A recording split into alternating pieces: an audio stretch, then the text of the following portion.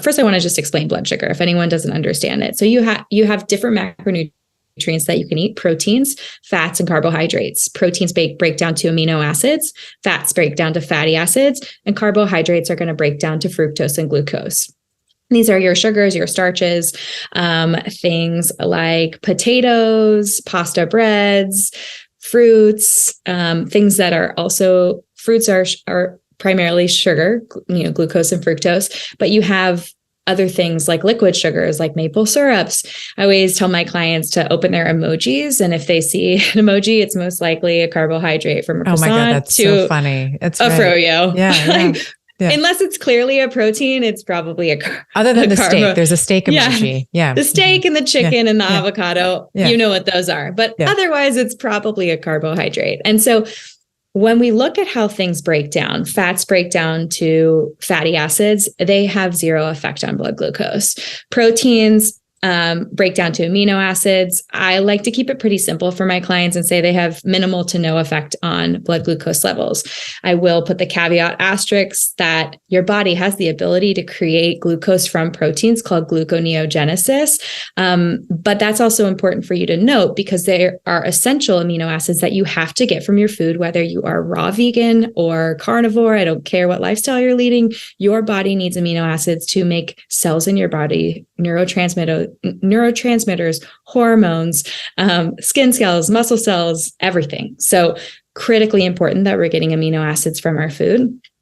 Fatty acids, we have essential fatty acids. You hear all the omegas, right? Omega-3 being anti-inflammatory, that brain healthy fat that we talk about from seafood or pasture-raised meats. Really also essential that we get from our food. So we can't create, when we say we can't create these endogenously in our body, we have to get them exogenously. But when you get to the carbohydrate macronutrient, there is no essential carbohydrate. And so that's important for people to realize. Reasons for eating carbohydrates would be for things like phytonutrients, fiber, antioxidants, enzymes, things like polyphenols, right? And for the most part, the way that these types of carbohydrates, whether you're having leafy greens, fibrous cruciferous vegetables, low glycemic berries like blueberries, blackberries, all that good stuff, the benefits that those are having on your body are when they interact with your gut microbiome. And what they do is they interact with the gut microbiome. The microbiome is going to ferment those types of foods. They're going to ferment those types of foods and create postbiotics, which are these little chemicals that are anti-inflammatory. They can be fats, like short chain fatty acids that we know are fuel for our epithelial lining or our gut lining. We know they're fuel for our brain. And we also know that all of the really awesome, what we would call antioxidants, things like polyphenols, curcumin and turmeric, our microbes are actually what make those highly potent and bioavailable in our body. So the polyphenols that we eat, a very small percentage are available inside of our body, less than 20%. It's closer to 10. But when they're fermented by microbes, the microbes produce a postbiotic polyphenol antioxidant that's 90 to 100% bioavailable for our body. So we are in constant, it is an ecosystem of us and our microbes, right? But what I want you to know is that the carbohydrates, when they break down to, like I said, glucose or fructose. And so glucose is also the sugar that's in our blood. So let's say, for example, we were to take one of those emojis. Let's use the croissant emoji.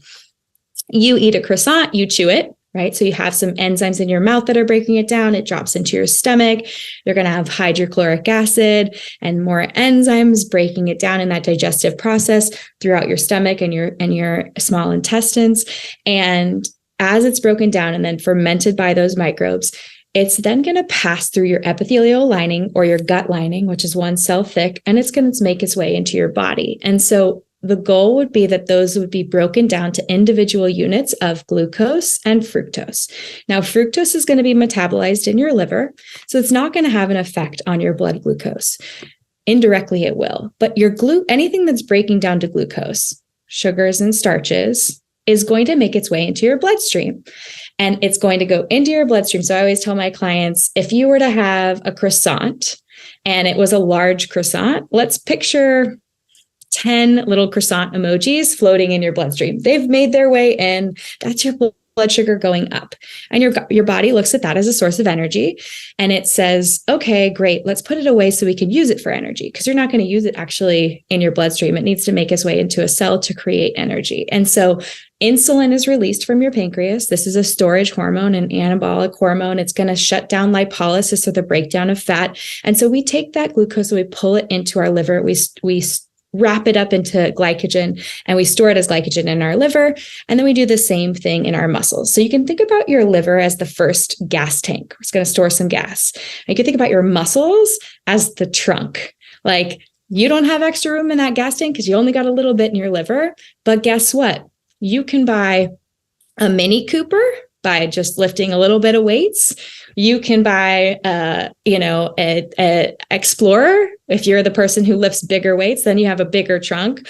Or you can be the person who, builds up those muscles until they're the size of a Suburban. And now you have a huge trunk, and maybe you even put a Thule on top, right? So you think about your muscles as the storage tank of excess sugar. And insulin does this amazing job of pulling them into your tanks, right? So into your gas tank, which is your liver, and into your trunk, which is your muscles, right?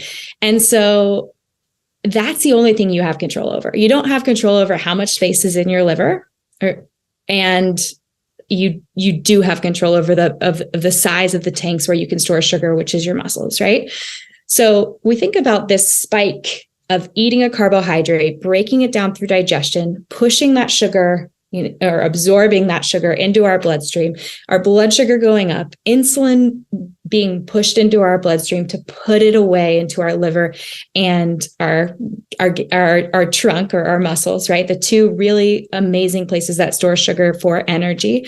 And that curve normally happens on a 3-hour window if we're eating traditional American foods like whole grain toast, bagel and lox. Pancakes, avocado toast, you name it, right? So on average, your blood sugar will go up for 90 minutes and it'll crash down for 90 minutes.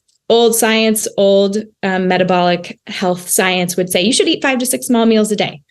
Well, why would they tell you that? Well, if you eat your breakfast at 6 and then you have your snack at 9 and then you have your lunch at noon and then you have a snack at 3 and then you have dinner at 6, they're preventing a hypoglycemic crash from easily, highly palatable, over-processed carbohydrate foods. And they're keeping you feeling not like crap. But actually, over time, what this has proven for decades is that as an American,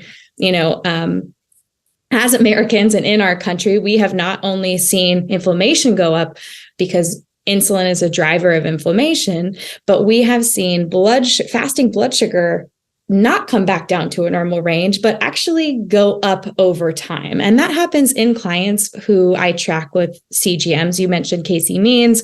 I love Levels. I'm an advisor for Levels. I'm obsessed with the fact that they are making this available to the American population, that we're getting really amazing data on blood sugar because it's so critically important. Learning to balance your blood sugar with whole foods, and I'm going to teach you how to do that, not only elongates that blood sugar curve, so it isn't a spike and crash in 3 hours, but that you can actually go 4 to 6 hours between meals if you have a proper amount of protein, healthy fats, and fiber-rich foods, because those together are slowly digested and elongate that curve over time without a really high spike, without your pancreas overreacting with insulin and having that hard crash. And that is like the cool benefit of being able to have CGMs on a healthy population, is we can say, hey, wait a second. Remember how we said that the normal range of glucose was 80 milligrams per deciliter to 120 milligrams per deciliter? Actually, healthy people keep their blood sugar at 70 milligrams per deciliter to 110 milligrams per deciliter. And an hour post meal, they can get their blood glucose back down under 100 milligrams per deciliter because they have those awesome trunks that suck up sugar in a really easy way and use it as energy. And it's not being stored as fat. It's not creating inflammation in the body. And they're so hungry for that glucose that they can eat it up.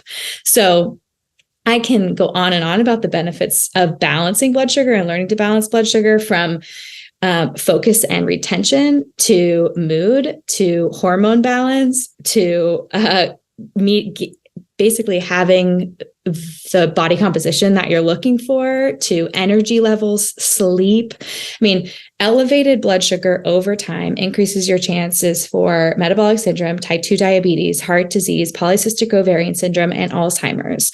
And these are diseases that are crippling our nation, bankrupting our healthcare system, and they're primarily fixable and preventable with food. And so I have to empower my clients and my community to know that this is in their power, that 100 milligrams per deciliter fasting blood sugar, even though their Western medical doctor will not tell them that is a problem, they're twice as likely to have Alzheimer's. They're twice as likely, if they're going to get pregnant, to have gestational diabetes. They're twice as likely to have type 2 diabetes by the time they hit perimenopause. So we need to promote understanding, well, then if I can go 4 to 6 hours between meals and have a low curve that is an elongated, nice curve, how do I do that? And so that's what I teach people to do with the Fab Four. It was like, I feel restricted with an eat and do not eat list. Don't give me that, but tell me what foods actually support blood sugar balance. And if you go back to the macronutrients I was just talking about, protein, fat, and carbohydrates, protein and fat are breaking down to amino acids and fatty acids, primarily having minimal to zero effect on blood glucose. What are those things doing?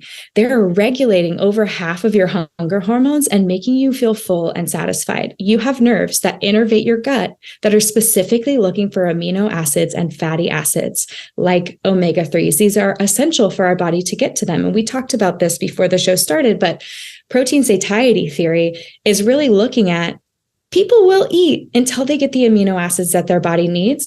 And now we know there are actual nerves innervating your gut looking for these things every single day.